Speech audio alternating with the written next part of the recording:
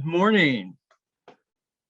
Welcome to the Corning Museum of Glass and Marvelous Marble Day here. Happy Valentine's Day. We know that's a holiday that everybody celebrates, but we have a special day around the same time every year called Marvelous Marble Day. And it's a day that we celebrate one of the oldest entertainment forms in the world, and all things round and glass at the museum. It's probably a good time for me to to introduce myself. My name is Troy Smythe, and I am the Education and Interpretation Supervisor for the Corning Museum of Glass here in Corning, New York. I have some guests with me who I'll introduce in just a bit, but this is the first virtual program we've offered on marbles, and so if you're tuning in, I'm really, really glad that you're here. Hopefully next year we'll be able to be in person like we have in the past, and maybe it'll be a combination of the two for the people who can't get here. That's the thing I'm excited about this year. The world of marbles, the community of glass sphere makers, and people who collect them is worldwide. So we're really grateful for technology that allows us to reach out and talk about something we're passionate about here at the Corning Museum of Glass, and that other people are passionate about throughout the country and throughout the world. I wanted to, we have a special guest with us today who is both a marble expert, player, as well as a coach, as well as a collector. And his name is Doug Watson. Doug comes to us from Maryland, where he heads up his own marble team. He is also on the board of the National Marble Tournament, which I'm going to let him tell you about in just a little bit. But last year, Doug brought his collection with him, and it was so beautiful, and there were so many great pieces in it. I wanted him to share some of it with you today. And then as we were talking to our hot glass staff, for those of you who've never been to the museum before, anything that can be made in glass has probably been made here, and if not, it will be probably in the future at the museum. We have an incredible staff of talented artists who make glass every day, and who also make capable of making marbles. So we thought it'd be fun if we could show you one of Doug's pieces of his collection, and then have them show you how it might have been made. So let me stop talking for a bit and turn it over to Doug. And Doug, why don't you tell us a little bit about you and how you came into this world and where you've been in it since? Hey, thanks, Troy. Appreciate the kind invite. Hey, everybody. Thank you so much for letting me join you today on this marvelous Marble Day. I'm really excited to be here. Like Troy said, I was a former national champion with the National Marbles Tournament. I'm currently the director of the tournament, vice president.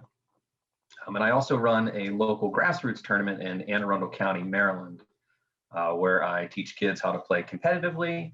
And I also offer educational programs with marbles as the teaching tool, but based on education standards. So if that's something that interests you, please reach out. I think it's a great opportunity for us to, since we're in such a digital world now, especially now, it's great to unplug and get back to the grassroots games and things that we played as kids. And we can do that through marble games. So if you're curious about ideas or how to create an activity or event for your students or your homeschool crew, or your kids, please contact me. The easiest way to reach me is you can reach me through the National Marble Tournament website, nationalmarblestournament.org, or you can email me at, let's see, which email could I give you? I have a couple. You can do doug.watson@nationalmarblestournament.org, and I can point you in the right direction about some of those things I mentioned. I'm also a fourth grade teacher in Anne Arundel County. I've got a great group of kids back home. If anybody was watching, hey guys, what's going on? So yeah, a couple years ago, I heard about this event here in the beginning of February, and I was really excited that Corning Museum of Glass had invited some of our national champions to come participate in this wonderful day. And one thing that I hope to do is begin bridging the gap between the collectors and the artists and the players, because marbles is such a vast, endless category of interest that I feel like a lot of folks are kind of just stuck in their little niche. The players, they know about playing, the collectors know about their collecting stuff, and the artists know about, creating these wonderful things. And it's opportunities like this where we can all come together and share our thoughts and interests and really bounce some ideas off each other and take something home that's worthwhile and realize things that, hey, I didn't know that marbles were made like this, or I had no idea that I could make an education game based on marbles. I'm sure the artist never even considered that we could teach a chemistry lesson with marbles. Well, I'm sure you have, because you understand the chemistry. But maybe the educators out there don't realize that there's a whole chemistry lesson designed right around marbles that you could use. The opportunities are endless with that. But like I said, I was really excited that this program started a few years ago at the Corning Museum of Glass, and they invited our champions there. Last year, I got the opportunity to come participate in person, and it was awesome. We got to play marbles all day long. I got to meet new families and new people that were interested in the game. So I hope that continues, and hopefully this message is received by everyone out there and spark some interest to generate some more opportunities for players to compete. And maybe you want to start a local club near you. And if that's a question on your mind, please reach out. We can help you get those pieces in line to make it happen. And this year transitioning into a virtual environment, this is, Troy said this is the first time that we've done a virtual environment with the Corning Museum of Glass on this day. Well, last year, the 2020 National Marble Tournament was the first time that we had to cancel the tournament, and we actually ended up holding a virtual event online. It's still up in the air for this year. We haven't made a final decision on that. So for all of you folks who are wondering about that information, that will be coming out in the next few months on whether or not the tournament will be held this summer. But last summer was the first time the National Marble Tournament has been canceled, and I put air quotes on that, since World War II. But we're not just about competition. The National Marble Tournament's not just competition. It's about family, it's about our marble community, and it's just about a sense of belonging and getting together. And we didn't want to miss out on that opportunity. So that's why we held a virtual online tournament where we had elimination games, some challenge games, some skill shots, to challenge our players all across the country, and to get together and have our little, camaraderie and hang out with each other. So that was a really unique experience. And if we come to that again this year, I'm excited about it because we've learned from last year on what things worked, what didn't. So stay tuned for details on that. In the playing community, just to give you a little more information about the National Marble Tournament, that's been going on. Like Troy said, marbles have been around for a long, long time. And the National Marble Tournament has been held, it's in Wildwood, New Jersey, and it's the longest ongoing children's event in the country. It was founded in 1922, and the first tournament was held in 1923. So if you do the math on that, we're creeping up on the 100th anniversary of the founding and of the first tournament here in the States for the national event. Now, there's always been some confusion because of those couple years during World War II, and then in the virtual event of 2020, on what year the 100th anniversary falls. We still count those years, just to clarify any confusion on that. So all of the years that we skipped, we still counted those as years. So this year will be the 98th? Is that right? I got to do my math really quickly. It took last year off. It threw me out of the loop. Don't ask me to do math. I'm an art person. Yeah, right. I don't teach math. I'm a language arts guy. So, but anyway, so I'm honored to be here. I wanted to share with you guys some of the marbles from my collection. I sent a few photographs ahead of time for the artists in the shop there to see what I'm going to talk about, and I just got a sneak peek at some of the things that they're going to be making, and I'm really excited to see how. I just sent them a photograph and they were able to create this wonderful piece of art. But I'm getting ahead of myself.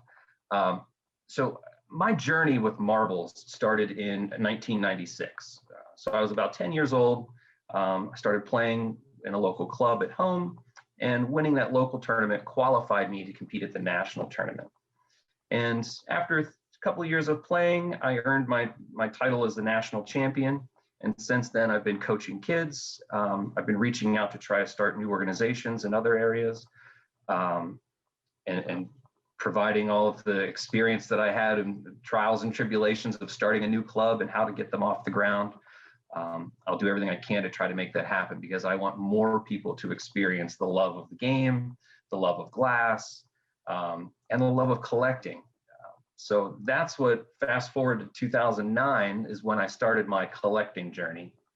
And I kind of jumped in head first. I really went all in. I was buying every marble I could find, just learning and researching every day, all along, buying books, going to marble shows, getting into some online forums to learn from more experienced collectors. And it has opened my eyes to a whole new world of marbles. And it also got me an opportunity to get my hands dirty, or hands warm, working on a torch.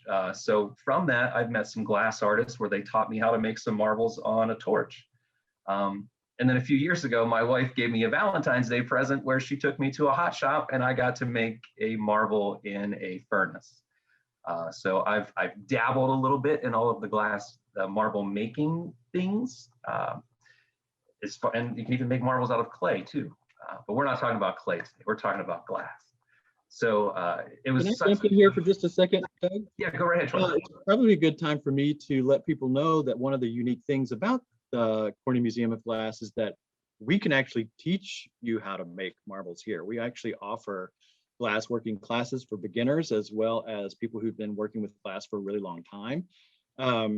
And sometimes we actually just teach marble classes. So those are happening virtually as well as in person in limited ways here. So that's something that's available to anybody who has an internet connection. Obviously, we have a set schedule of classes that come along, but we can, kind of get onto the website and look at the class schedule. You can kind of see what's coming out. But anyway, I just wanted to put in a plug that everyone could be a glass maker at the Corning Museum.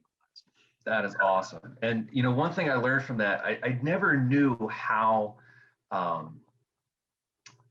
beautiful glass was until I actually got to start manipulating it and playing around with it. When I tell folks about it, it's like playing with cold honey, right? Or like cold molasses, right? Because it's kind of like really thick and goopy. And but the other thing I didn't realize is how heavy it was, because we think of marbles are like little, they're a little toy, but it's made of glass, and glass on a large scale is pretty heavy stuff.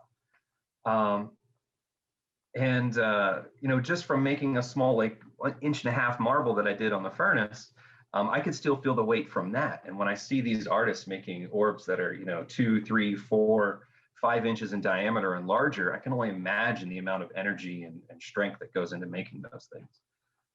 So it's not just an intellectually stimulating hobby, it's also a physical thing as well.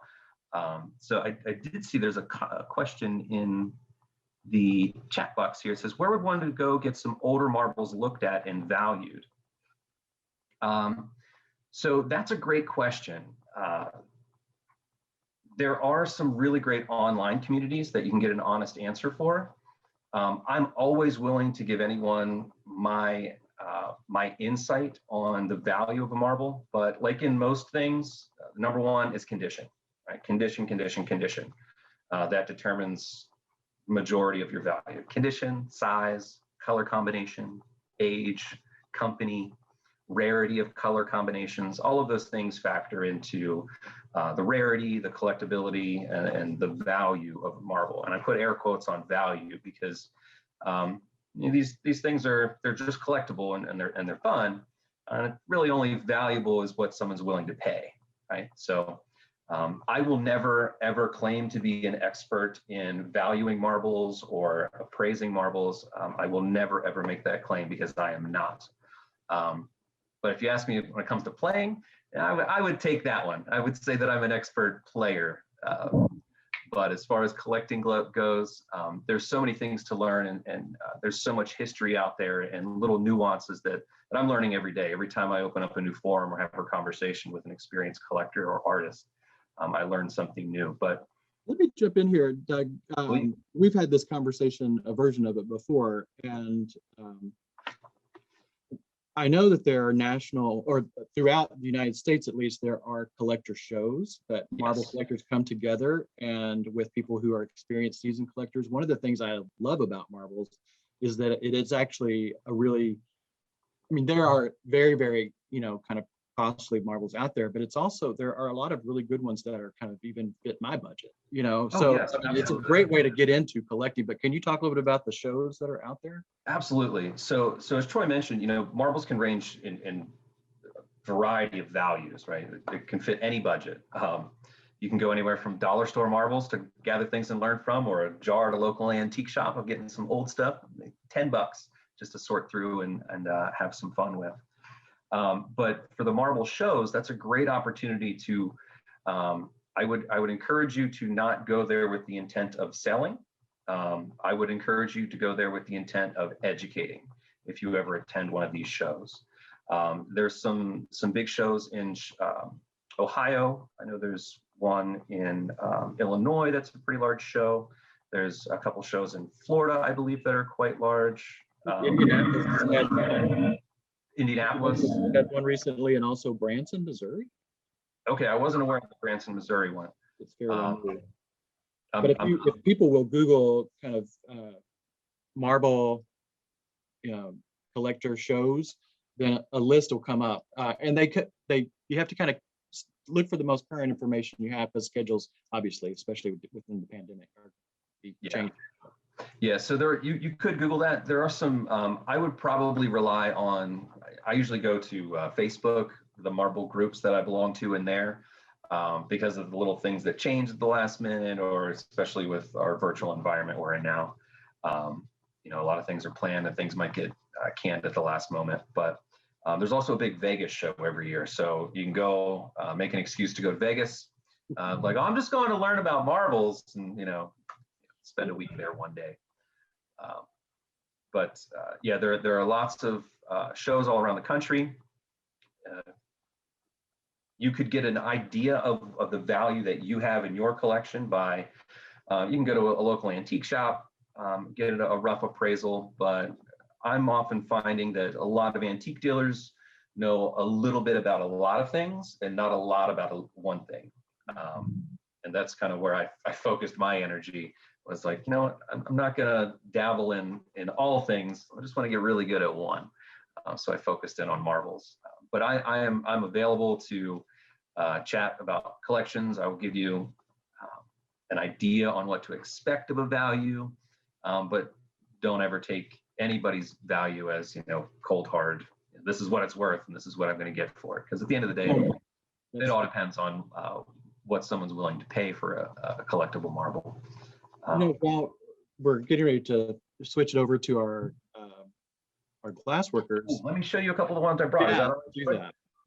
Excellent. So I will start with some of the older marbles, right? So this little guy here, this is a Lutz marble. So this is a handmade antique German marble.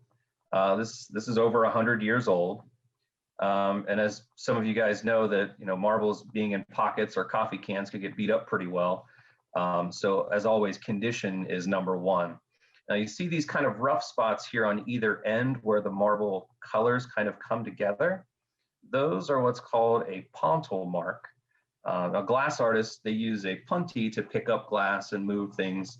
And this is where that little glass rod would connect to the marble to be moved or to switch to round out the other side or what have you.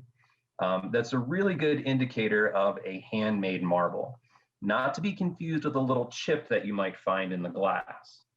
Here's another example of an antique German handmade. Now, what I really like about this one is this red color. It's referred to as oxblood, which I don't see too often in antique German handmade marbles.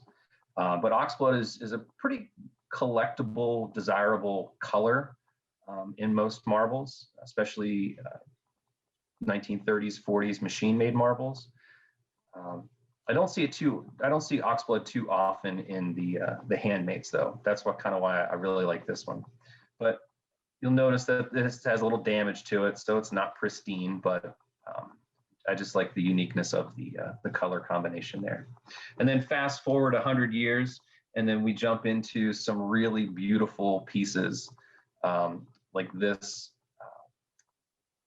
This is another, I would call it like a Lutz. I'm not sure if Lutz is the same term that's used in contemporary glass. I'll let the glass artist correct me on that. But I just really love the cleanness of the lines. And some of these, the contemporary marbles, you may see authors' names etched or a little symbol on the marble to indicate who created them. I think I said authors. I'm so used to talking to my students about artists. I'll save that one for last. Here's another example of an antique German handmade. This one looks a little different. This has a figure on the inside. This is called a sulfide, and this image is quite a rare one to find. If you have any further questions about these, please feel free to reach out to me. The one I want to leave you with is this beauty right here. It has this black and white latticino center. So if you would look at it through the light, the black and white lines would kind of look like lattice on a building, surrounded by that really tight razor ribbon piece there. Beautiful bright colors that really pop. So you can see how some of the older styles are brought over into the newer styles. Well, I think that's actually a great segue because I believe that our glass team used that as the inspiration for what they're going to work on today. So I'm going to pitch it off to our esteemed glass workers who are working in the museum's amphitheater hot shop, which is a place where you can go and watch glass be made several times during a day at the Corning Museum of Glass. And so our glass workers today are Chris Rochelle and Helen Tigler. And so I'm going to pitch it to them and see what they have to show us. All right, good morning, everyone. Welcome to the Corning Museum of Glass and the amphitheater. We are tuning on in-house here with a great audience, and we also have our online audience. So welcome to everyone who's tuning in from far and wide. This is a really special morning that we're going to be working on a marble. And I know that the online community's been getting a lot of education about marbles and some of the collections in our museum. But we've got Chris Rochelle here. He's going to be making an actual bigger style marble, and we'll talk about a lot of the processes and techniques. My name's Helen, and we also have Tom Ryder here. So if there's any questions out there, please feel free to let us know. We've got Amanda narrating or monitoring us online here, so she can answer questions or field them to us if necessary. And of course, we can answer anything in-house as well. So thank you for joining us here today. Hope you're feeling the love on this Valentine's Day with a really special demo. Well, Chris has already gotten started, just a little bit underway, and he's creating the core of our marble. So we're going to be using some cane here today to create a beautiful pattern. Now, they showed a small version of what we're making, but we're going to go for that big bamboozler, that giant one here, the grandfather marble, really big version of a marble that's got a helix cane or a center core of black and white, and then also have a fin that has green and pink on it. So very similar to the one that they saw online, but we can also narrow in on this basket anytime if we want to look at the individual. There we go, thanks. So we can see the kind of helix and shapes that we're going for today. So we'll talk a little bit more about the technique and the design. Chris has gathered a clear core of glass, and now he's picking up those black and white canes. So canes, very nice pickup. Canes in their basic form are just strings of glass. So we take a solid chunk of color and we encase it with a little bit of clear, and we pull that between two irons and create these very long, thin threads of glass. So we took those threads of glass, chopped them up into little sections, and we call that cane. So we take that little chunk of cane, and in order to attach things with glass, they have to be hot. So we need to warm them up a little bit. So we had a pastorelli plate over here on the side that we laid those up, warmed them up a little bit, kind of making wrapping paper out of them. You heat them enough that they start to stick together, creating a sheet. And then Chris can take some time to just wrap that sheet around this center column. Now there is a little gap in the edge, which is perfect because we also are going to be adding a bit of ribbon cane here, flat cane. So cane can be made round, cane can be made in different shapes and sizes, and a flat cane is going to create a fin on the side. Now, when Chris started to look at these designs, and we got a couple samples sent to us by our co-host here, Doug, he had a nice sample that he wanted us to try to recreate. And we don't have an instruction manual on how that was done. So we're kind of coming up with those techniques to try to come up with the best way to put these objects together.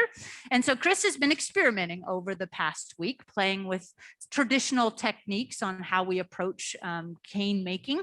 We use cane a lot in decorating for blown glass, but it's a really lovely old technique that can be pulled in a lot of different ways. So this will be a combination of these thin individual threads and then this nice flattened cane on the side. But one of the important things about using these canes and putting this piece together is we're trying to avoid trapping too much air in the glass. Unwanted air bubbles, they would be a visual, and we're trying to create a clean visual out of this marble. So he's using a pair of parchovies here that are made of graphite. And you can see that dumbbell shape that's kind of coming out of this as he's squeezing it. What he's trying to do is anywhere those round cane were, if you imagine your fingers set side by side, they're going to be round. That means there's going to be little channels in between each one of those. So when you pick those cane up on the surface of that solid glass, sometimes there's just a little bit of air that traps in those tiny channels. So he's using these tools to squeeze that bubble from the center, or not bubble, but solid, squeeze that mass from the center, kind of pushing that air out the edges to avoid any of those unwanted visuals. Now, a lot of the glass that we're using is also not going to be part of the final object. So he's already cut off a little end piece there. And those little end pieces, they can be saved. They could be acclimated, reused in other ways. A lot of glass blowers will collect the end flowers from all of their cane pieces and reuse that. But for the most part, there's always a certain amount of waste product when you're creating an object like this, because part of making this pattern is actually shrinking that pattern. You pick up all the cane, you pick up all the details, and then you keep twisting and squeezing and pulling off little chunks of it to create the marble that you want. So you're actually kind of shrinking that pattern down.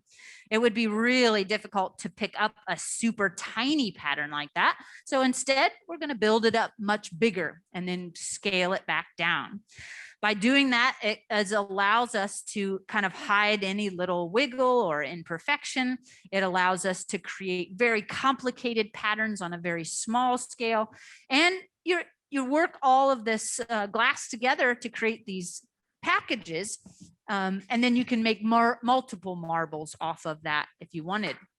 That's actually one of the original ways that glass marbles that were made by hand is they would make larger scale packages with all that detail and then continue to cut little ones off the middle, or off the end rather.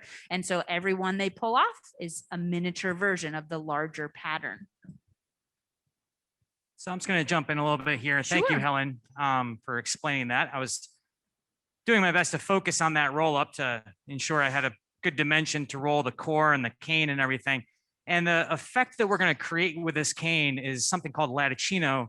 Right now, the cane are all running parallel, nice and vertical. And we will twist this once we get the ribbon on there and once we get the whole thing cased with some clear glass. There's a lot of different ways to do that. And I was watching some videos last week, and I found a video of Mark Matthews, an excellent marble maker, where he made a very similar setup as to what we're doing for this particular marble, but his was to create a special type of cane, but it really had the same process. He had a core of glass color rod, and he fused what we call ribbon cane on the surface. Kind of looks like a fin, and you'll see us do this in a moment. And he had a gob mold that he ladled fresh molten glass into and basically makes a cylinder. And you plunge the core, what I have, into that cylinder of molten glass. And that's a great way to case it. So if you look on the floor of our stage here, right in front of the bench that I'm working at, what we have is a graphite pad, a large slab of graphite, and a brass gob mold that we're going to use. So we've practiced this a couple times this morning. We had a trial run. Tom will use a gathering ball to gather a very large amount of glass out at once. Once we have the pattern established, and then we can fuse, or we can submerge this into that gob of fresh glass. But as Helen was talking about doing the roll up, it's a little bit easier to do this particular marble on a larger diameter rod that I have. And we're going to scale this down quite a bit so I can squeeze into that mold better.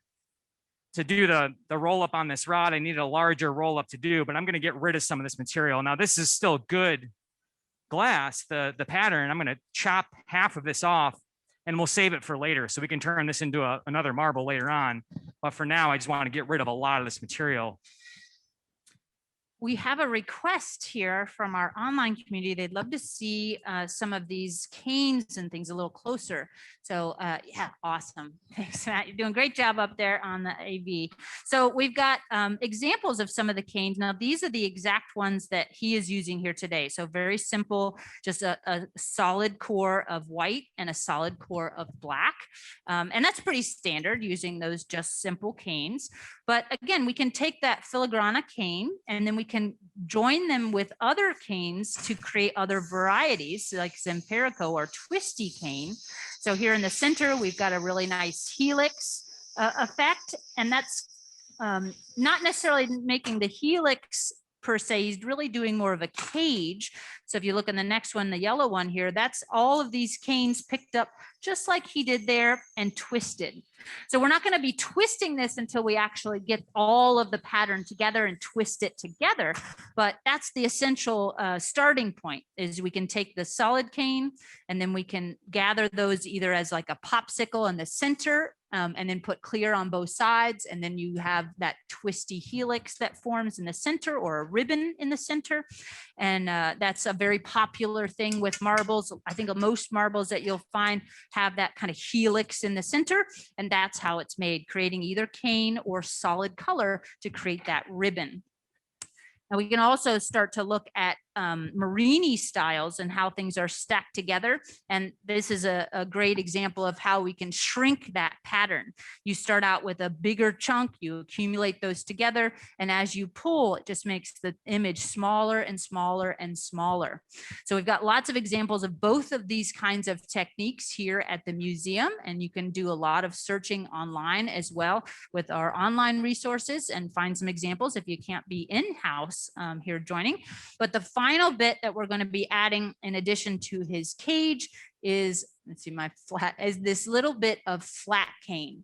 So there's a pink, this is a different color than what he's, oh, here it is. There's a pink and a green side, and that's what we're going to add next, is that little fin that will create a ribbon along the side edge.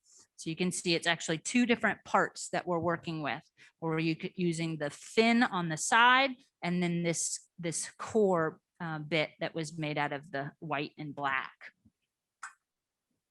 And so we're trying to replicate a marble that is one of the ones in Doug Watson's collection. Doug is a former champion of the National Marble Tournament, as well as a board member of that committee. And he sent us a variety of images from his own collection. And this is one of the more contemporary ones that we looked at that we said would be a lot of fun to try. And I can't say that the way I'm going to make it right now is the way that it was made, but this is just one approach. And in glass making, there's 1,000 ways to skin a cat. But this gob mold that we're going to use, this is really neat because you get all that are here, you get to see molten glass just flow and drip into that mold in the moment. And when I was practicing this and playing around with the idea of how to do this last week, I had a very different approach where when we get the fin on there, you can go ahead and give that a little heat for me, Tom, the fin.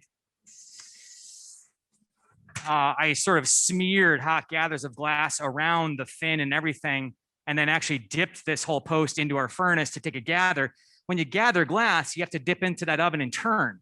Now, when you have a really thin fin of colored glass, if you dip that into that furnace and you start to turn, that thin fin heats up instantly and it'll start to kind of mash together. So you don't have a really nice thin ribbon anymore. So the process that we're going to use is really just to encase it as quickly as possible with that molten glass and not distort that ribbon that's on there. All right, Helen, can you just hold the, when he comes over for me? If you step outside the bench, it'll probably be more comfortable for you. Thanks. We're going to use we call this the hot torch. We have two different torches, a propane torch and this oxygen gas torch. I'll use this to do some spot heating here. Tom is bringing that little piece of ribbon cane over. And when we say the glass is cold right now, this little ribbon is cold. It's just rigid, and cold to us is 1,000 degrees. But I'll superheat the one side and mash this right into that little gap of clear glass. That's perfect, Helen. A little flash on that, please. That's the same kiln shelf that we used for the cane pattern. And on that kiln shelf, to stop the glass from sticking to the ceramic as the two are heated, we put a kiln wash on there. It's just basically like a little mud. And we just like to brush any of that residue off before you really heat the glass back up. All right, Tom, if you want to put a dip on that gathering ball and get yourself ready, I'll chop this down a little and then we should be good to go. So I have to think about fitting this core that I'm creating into that brass mold. I need to make sure that I get clear glass around the entire thing.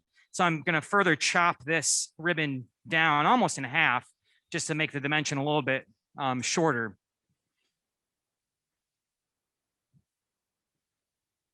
See us using a lot of different types of shears. You'll see me use some diamond shears, that's this tool right here, the blades that squeeze together in a diamond shape to do some of the work and the twisting here. But for that little cut, all I needed was the straight shears. Make sure this ribbon stays nice and straight.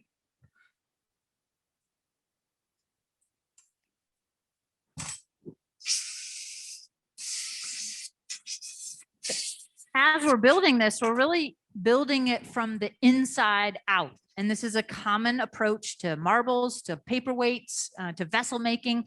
You're kind of starting with whatever's on the pipe first and working your way outwards. So this inclusion idea, we had an online question wondering if we could embed diamonds or other materials in addition to glass inside of this, these marbles or paperweights.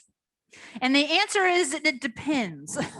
It depends on the kind of glass that you're using. It depends on what you're trying to embed in it. All materials expand and contract a certain amount as they heat and they cool. And some materials expand and contract more than others. So if we're trying to even create an object and using two different kinds of glasses, say borosilicate and soda lime, they might melt together because glass melts, but they don't really want to stay together. Yeah, maybe drip a little bit of that off. So Tom's got that gathering ball, and we did this a little bit this morning, kind of prepping for this.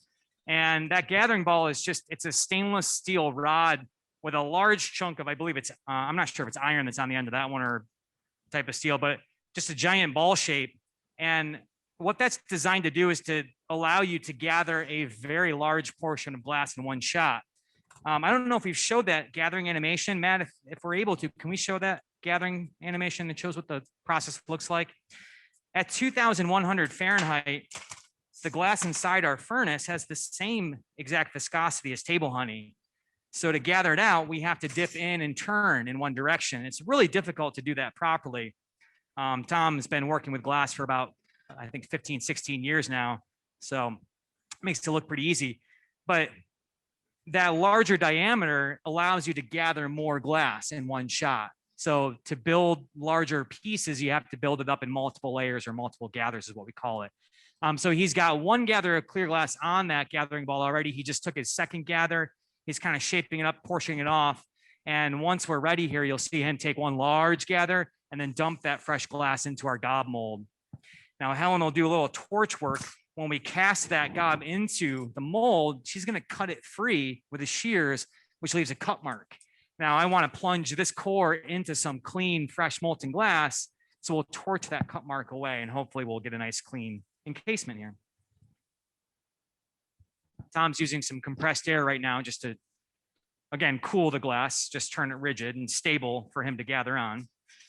I'm going to let this core remain pretty rigid as well. Again, this is really thin, this ribbon cane. So if I overheat this before plunging in that mold, I can distort the ribbon. But I think we're ready anytime you are, Tom.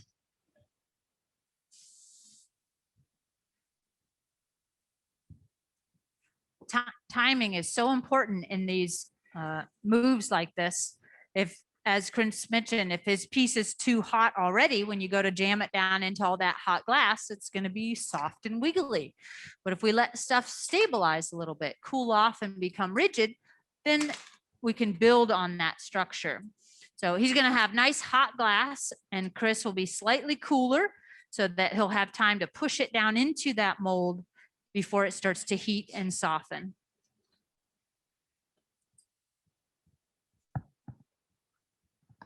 All right, nice hot stuff. You can start leveling up a little bit. There we go.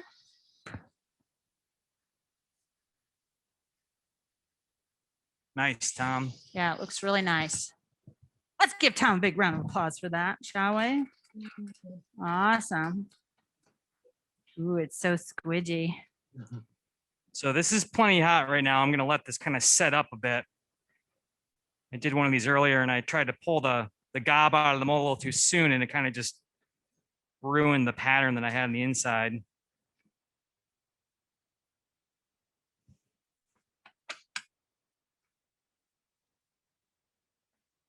There we go. Thank you, Helen. All right, that worked out All pretty good. Yeah, nice job, Chris. Thank you. Yeah, well, let's give him a little love, shall we? Awesome. Beautiful job. Pulling a gob out of a mold like that is it's really an odd sensation for glass makers because the mold, the metal chills the surface. It stiffens the glass up so quickly, leaving the inside really, really gooey. And when you gather glass from the furnace, it's the opposite effect. Now, this mold is something that I actually did work with in Steuben. The Steuben glass factory used to operate right here in this footprint that we're in right now. This is our amphitheater hot shop. And they use gob molds like that to pour molten glass into. They would fill one entire gob mold, and then we called it plugging out.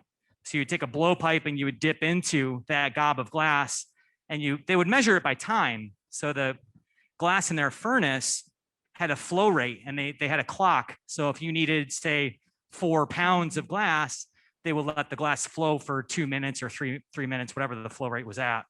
But it's one way to get one whole gather without any gathering seams or gather lines in between. But we're using it for this. So that actually worked pretty good. I'm going to let things stabilize a little bit before I start to heat this. I've got a good amount of clear glass that I can just get rid of. And the next move is to now twist and make that core into the latticino with that ribbon spiraling around the outside. I don't know the number of that pink. That was a random bar. I think it might be raspberry 65. It looks like it, raspberry. I'm an online glass maker, curious about the colors. But yes, all of our colors, adding metallic oxides into the raw materials of glass give you various colors, but we don't melt our own colors here. We purchase them. So it's always curiosity of glass makers. If they really love a color, then you got to know the number and which company it's from so that you could order that yourself.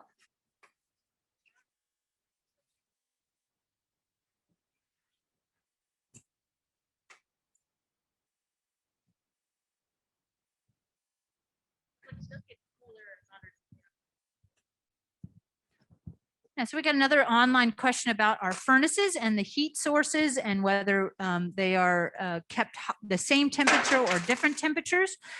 In general, our furnace is up and running pretty much all the time, 24/7, 365 days, and that's at 2,100 degrees Fahrenheit.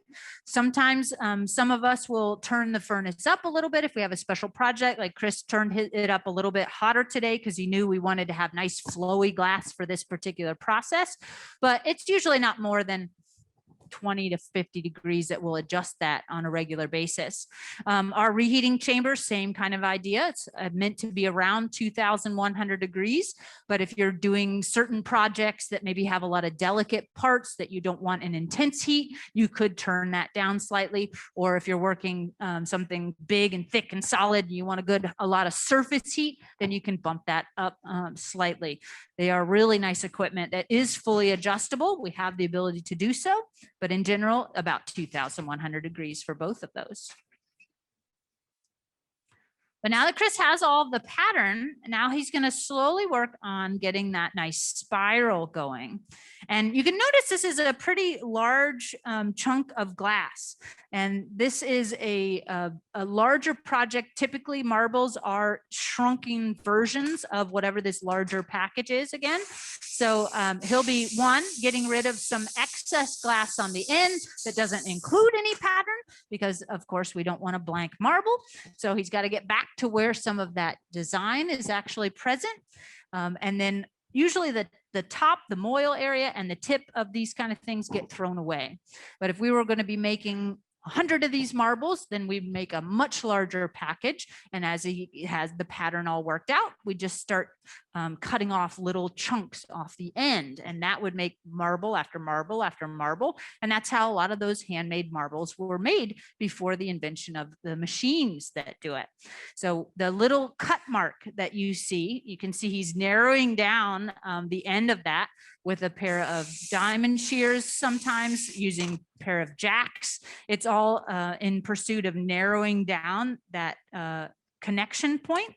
And the termination of that is also going to be a very visual aspect of the marble. So Chris takes, when he gets down to where it will be the final marble, he'll take a lot of time making sure that he's getting a really nice cut mark, a really nice connection, and the removal of that cut mark or the punty or ponto mark is a good evidence of handmade marbles. I think my understanding is a lot of machine-made marbles, they are tumbled and they're just cut little chunks, and there's two screw-shaped auger bits kind of that rotate through, so they get that little chunk and then it's just sent down the little marble spiral, and it keeps rounding it up as it's going down that unit. And that's how it gets to be a round marble in the end, as opposed to where Chris is going to be forming each one nice and round and individual. But machine-made marbles often have a little cut mark, not that little rounded punty mark in the connection. So that's one way to help identify that. And that's a great point that Helen brought up about the multiples that you can get out of this one roll up that we call it, the one pattern that we've made. If I were to make some small marbles out of this, I could easily make 50 or so out of what I have. But for the sake of this demonstration, we're going to make them on the larger scale. So it's a little bit more visually appealing for everybody here in our amphitheater. Mm-hmm. And you'll see me use a marble tool that Carl Siglin created. He's another one of our glass makers and our technician. It's a piece of metal pipe that's been hacked off with a handle welded to it. There's some beeswax applied to it as a lubrication. So I've just cleaned up the tip of this gather, and I'll heat this up, and now is where I'll start to sink this back into the round shape. And I'll do some pre-shaping before I actually use the marble tool and start forming a constriction eventually where I can break the marble free.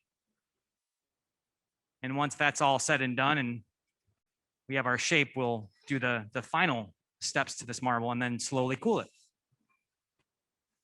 I love that even the little marble that inspired this design here today, that contemporary marble, was only about an inch or two, is actually pretty small. So that could be a marble that could actually be used in play. But working on these very large scale marbles, it's my understanding that sometimes those are just made as showpieces and really to feature and show off the techniques and the designs and the talent of the glassmaker themselves, because there's a lot of energy that goes into the creation of a marble, as you see, and also in the playing with those marbles. So it's nice to tie those together. But this will be a real showstopper version of the marbles. But as you can see, we've got this beautiful pattern embedded in there. And we talked a little bit about how we work from the core out. So if you wanted to add more details, another layer of stripes, another cage to the outside, we could just continue to build that pattern, just like we did the first time, rolling up another layer of cane, rolling up another thin or flattened section, maybe just adding a stripe of solid glass down one edge. So one of the fun things of looking at these kind of objects is to figure out how many parts there were, how many layers went into each one of those objects.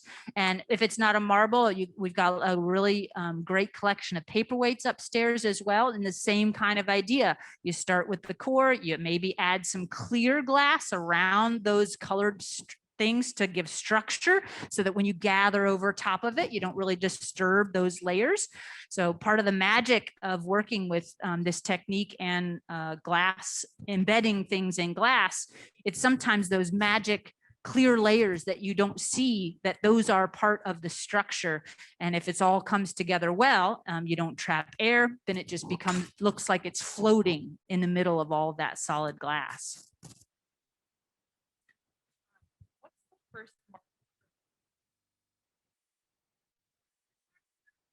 The first marble that I ever made, oh boy, probably a practice marble.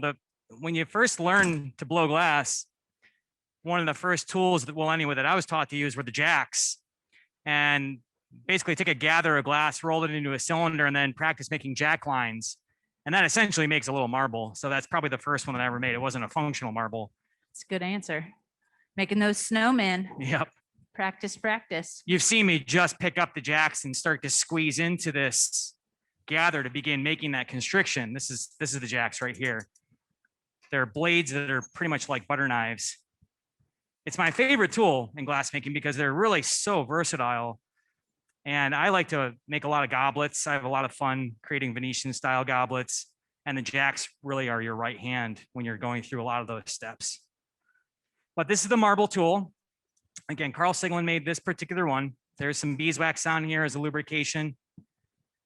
Really helps it to glide on the glass. And just get that nice rounded shape. You can see the constriction that I've already formed right here. That's going to turn into our break-off line. I just want to refine the shape one more time. I'll squeeze that constriction in a little tighter. And then we're really just going to let everything stiffen up. We'll break this off onto a special stand. We have a little fiber ring that we'll set this into and do the cleanup work to the jack line, is what we call the break-off line. We need to remove a little bit of material after we break this free and then round off that mound that's left behind before this marble goes into the annealing oven to slowly cool overnight. One thing I learned in learning to make paperweights, marbles, things like this, it's really also understanding how that glass is going to move and kind of stretch or compress that pattern. But even the shape itself, you'll notice he didn't start with a round gob and try to make it round. He started with more of an oval and kind of pressed it back on itself. So learning to use the round tool, it really just reinforces the shape, but it's very difficult once you get it close to that shape to kind of add more mass into it. So you almost make it a little bigger and kind of coax it into its final shrunken version rather than trying to create a sphere. I remember the first time as a beginner trying to make a sphere and I end up with like a divot, a negative space, because I didn't have just enough to squeeze in there. So it really looks seemingly easy, but you really need to understand how glass moves and the thicknesses and making sure you've got plenty in that gob to make the nice round shape that you're looking for in the end. And I'm not sure if the folks that are online looked at the particular marble that we're trying to mimic right now. This one's a bit of a different effect. It's the same basics of the inside, but the one that we're trying to replicate. The core, I've twisted it quite a bit more. I've kind of created this corkscrew effect with the Latticino, the black and white cane on the inside. So this is a bit of a tighter twist and it makes that corkscrew. So it's not the same, but that's the reason it ends up so much more corkscrewed. Is it quite a bit more twist went into this one, but I like that effect. So again, just letting this kind of stiffen up. When glassmakers say we're cooling the glass, we just mean we're letting it turn rigid. And cold for our glass is about 1,000 degrees or 1,100 Fahrenheit. But I'll give this one good fire polish now just to burn off any mold marks. Thanks, Helen. And then I'll reinforce that constriction using our hot torch, make sure this breaks off, no problem. So we are coming in on some of our final moments of the demonstration. Are there any other final questions that we can answer to the crowd out here? Nice and loud, sir.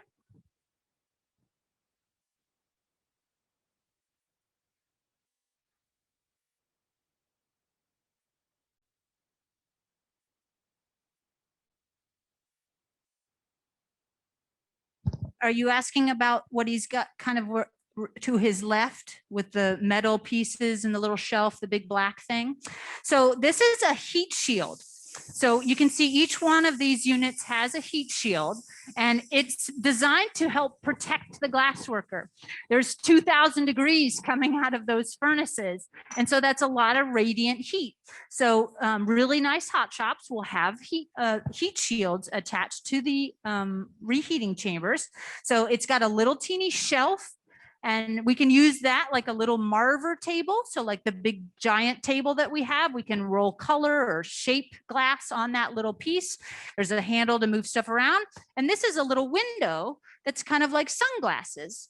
So if you wanted to lower that and look through that window of more protective glass, then that will help shield you from the UV light as well. Now we wear safety glasses and everything to be safe, but that's just an extra layer of protection while you're staring into that intense heat if you need it. A great question. Any other questions? Fantastic. I know there's probably lots of questions and things going on our online community as well. So thanks again for tuning in and all your great questions so far. This is always fun to interact. We have lots of live streams, lots of YouTube channel events that you can watch and tune into. This is a special one, but we also have every Wednesday. Definitely check in at the museum. There's lots of fun things coming up in the upcoming months. All right, I think we're ready. Just one last little flash. A flash heat is just a quick overall heat, not to soften anything, but just to make sure the temperatures are where they need to be to avoid the glass from cracking or breaking. And that's why we'll put this into an annealing oven to slowly cool it. And this one will take 12 hours to bring from 900 safely to room temperature. Thank you. So this is that little mound that I was talking about. I purposely left this little mound here so I can heat this up. When you start to heat the jack line, that cut mark, it generates a good amount of scum in the glass. And I'll just kind of heat that mound up enough to use some tweezers and remove some. And then I'll use a little tool that's a wooden tool that's got a concave shape to it to round the top of this out and try to match the sphere that I've formed here for this particular marble. These are those final details that just really bring these home. Beautiful details to finish it off.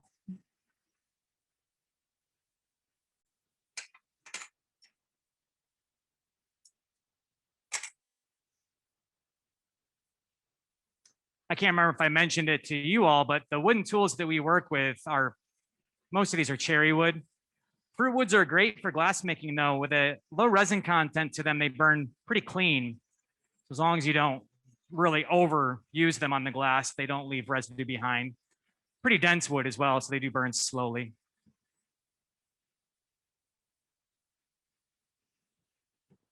This torch uses oxygen and natural gas, and I can dial it up or down and change the flame, how broad or how fine it is.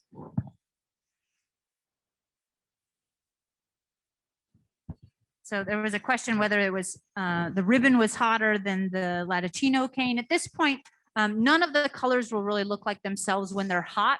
Black and white are kind of an exception. They do tend to look like themselves, but the colors, the pink and the green, certainly will not look like themselves until they come to room temperature.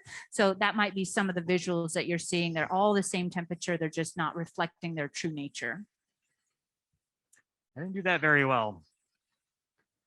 It's been a while since I've used this tool, and I kind of caught the glass a little bit. Little burn layer. Yeah. Again, if I were a marble maker, I would have some very specific tools that would match the size of the marbles I made. This one is not one that matches them, but it gives you the idea of what we're doing here, just contouring that. And I think this one's good to go away. You put into the annealing oven. Beautiful. Very nice. So we're going to put that away into the annealing oven, and that'll cool down slowly overnight, along with all the samples, all the projects that we do throughout the day. I'm sure we'll post something on that Thanks, Tom. YouTube channel when it's finished. Another image of this beautiful marble. Well, let's give it up for Chris Rochelle. Very nicely done. All right. Thank you, Helen. Thank you, Tom. Thank you to all of you here in the amphitheater and everybody that's joined us online. And we are going to kick it back over online to Troy. He's one of our educators, just been fielding the online community here. So that's in for the folks that are in-house with us today. That's going to wrap up this morning's time slot with us. The next demonstration in here begins at 12:30. So you have about 30 minutes before that begins. And that'll be more of a glass blowing show, about 15 minutes in duration. It's narrated from start to finish. So you're welcome to come on back to that. But we will ask you to please exit the theater so we can get everything wiped down and ready for our next demonstration. Thanks for joining us, everyone. Thank you.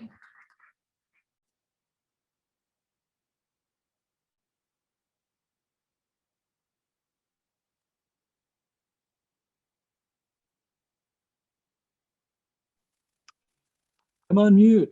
Should be wearing that t-shirt. Yeah, I learned a lot there that I didn't even know about watching these, how these get made. Every time I watch it, I learn something new. It's awesome. I know, right? It's like, I feel like it's sort of like we're sports announcers. Just watch the game.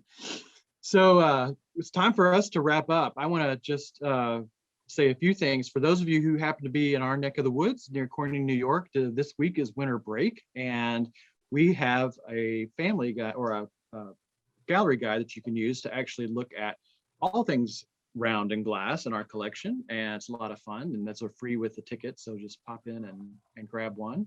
And I also want to give a shout out to Lauren Moore, who's our queen, and let her know that we're going to be mailing her a bigger version of this, which is similar to what you just saw being made, that will be placed on a glass pedestal in honor of her win a couple years back when we didn't get to see her last year. So anyway, I want to also thank Doug for joining us today and for being kind of a part of the community. You talked about the marble community being a community. We here at the Corning Museum of Glass consider glass a community as well, and we're happy to have you be a part of that, and happy to have anyone out there that's been a part of our time together today. Also, you should consider yourself family as well. So thank you all for tuning in, and we hope to see you at the Corning Museum of Glass.